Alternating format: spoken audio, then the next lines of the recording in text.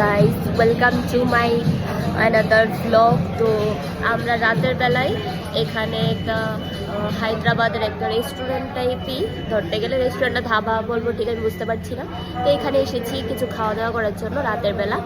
তো বেশ ভালো লাগছে দেখে, তো ভাবলাম তোমাদের সাথে শেয়ার করি। তো দেখো একবার। তো এই দেখো রেস্টুরেন্টের অ্যাম্বিয়েন্সটা খুব ভালো লাগছে দেখে, কত সুন্দর সুন্দর পিকচার করানো। এই দেখো খুব সুন্দর করে সাজানো ভিতরটা।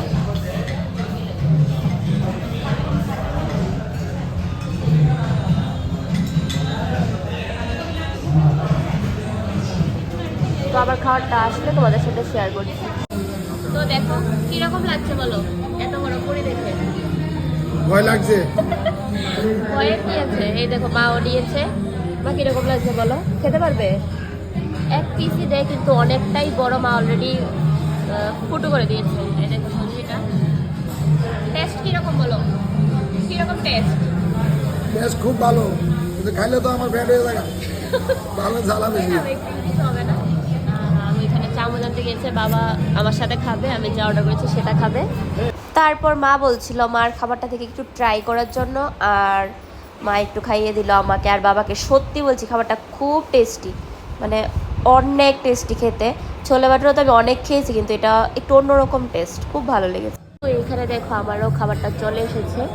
তো দেখো আমি কি অর্ডার করেছি, মাশরুম ফ্রাইড রাইস, তার সাথে এটা আলু কারিটা কম্পালসারি দিয়েছে, রায়তা দেয়নি না, রায়তাটা মনে হচ্ছে দেয়নি। তো আমরা যে খাবারটা অর্ডার করেছি মাশরুম ফ্রাইড রাইস, হ্যাঁ মাশরুম ফ্রাইড রাইস খুব টেস্টি হয়েছে।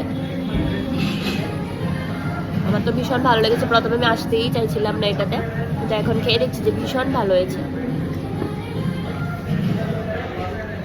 আর সাথে আলু কারি অনেক অন্যরকম, খুব টেস্টি। তো আমার আজকের এই শর্ট ভিডিওটা এই অবধি। ভালো লেগে থাকলে আমার চ্যানেলটাকে সাবস্ক্রাইব করে দেবে আর লাইক কমেন্ট শেয়ার করতে ভুলবেন না।